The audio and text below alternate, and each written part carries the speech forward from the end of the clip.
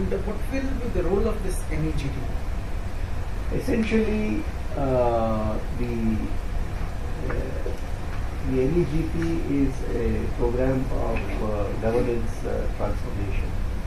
It's not a pure technology program per se, and therefore it has to look at not only technology but also the managerial aspects, and more importantly the empirical outcomes in terms of services. The overwhelming emphasis in the NEGT is on services. So when you look at the services, then there has to be a fairly managerial view, or rather I would say a techno-managerial view, looking at technology, but really how do you manage the process of bringing in technology to transform the services. So the need was felt for an agency which can bring in those skills to supplement the technical skills which are already there within the government. The second thing is that while bringing in those skills, it was also felt that apart from bringing in these skills within each department and ministry, it was necessary to have an overarching mechanism, because the interfaces and synergies between and across projects is quite high. When you start building up these services, then many of the services need to link with one another, and eventually all of this needs to integrate at some level across the country. And this requires a lot of work at the technical level in terms of standards, in terms of technologies, but it also requires a lot of integration at the process level. It also requires a fair amount of work together to see how different departments can actually ride on what each department is doing. CSCs is one example where the availability of CSCs has straight away dispensed with the need for each department to look at a service delivery outlet. So all of this does require organization which is looking at an overall program perspective, and which is helping to manage the program in a consistent and concerted manner. We did have right from the outset a program management unit in the DIT, but that was in the initial days when we were still trying to figure out what kind of an organization would be appropriate. Now, as things have become even more clear, the functions of the program management unit are subsumed within the NEGT, as well as certain additional functions like the capacity building and the training and a whole lot of other such activities. So now that the need to manage this on a concerted, consistent programmatic basis has become obvious, and the fact that this is going to continue over a period of time, the NEGT is actually positioned to play that role. And when we talk about e-governance, citizen participation is all the more important.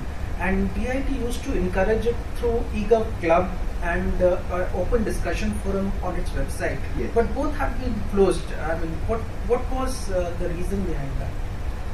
I am not really aware of these being closed. In fact, there is a mechanism even on the website for the feedback, and we will be most happy. And in fact, it is our consistent objective to get feedback.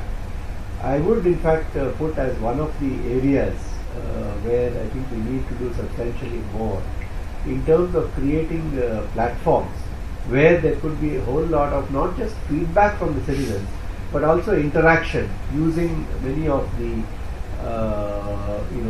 networking tools that are available today, where citizens and people in the government can interact with regard to e-governance projects, programs, achievements, shortcomings, tools, etc. And I think it is absolutely important to have this. Also, this is going to become even more important as we go forward in the future, because so far we have largely been focused on e-government, but now going forward we will move increasingly into e-governance. The distinction being that e-government is more about government delivering services to the citizens in a sense unidirectional, whereas e-governance is more about citizens' participation in governance also, where citizens can give their opinions, they can interact with their representatives, they can participate in the processes of government, and the IT offers a mechanism for them to participate in numbers and in a manner which was not possible in the physical world. So, especially when we move on to that phase, the need for such feedback and participation by the citizens becomes much, much more. So, I think that is certainly an area where not only we would like to continue with these mechanisms, but actually hugely increase them. And do you see a role of social networking sites like Twitter, Facebook also bringing the gap between the government and citizen? Absolutely, absolutely. I think these kind of technologies, Web 2.0 and going forward, would actually have a very important role in eliciting and providing mechanisms for greater citizen participation in not only in governance or in service delivery in the government, but in helping to enable citizens to be a part of the processes which make those choices. I know a couple of your officers are on Twitter and Facebook and blogs also. What about you, sir? Are your plans for tweeting or coming on blogs, sir? Well, I would actually love to do that, and in fact, I would certainly look forward to having a mechanism where I could, not only interact but also have access to multiple opinions on these kind of issues. But yes, so far I have not actually got onto Twitter or a Facebook account for this purpose, for the official thing. But that's certainly an idea that is very appealing to me. So, and another project which was closed was eGov database, which was again a complete repository of projects. So, what was the reason why that also was left in between? Actually, the eGov World project was primarily intended to do that. So that was a part of the Okay, eGov it was a subset of. Yes, yes. That the need was felt to have a repository of one place where there would be all the information that people need about e-governance in terms of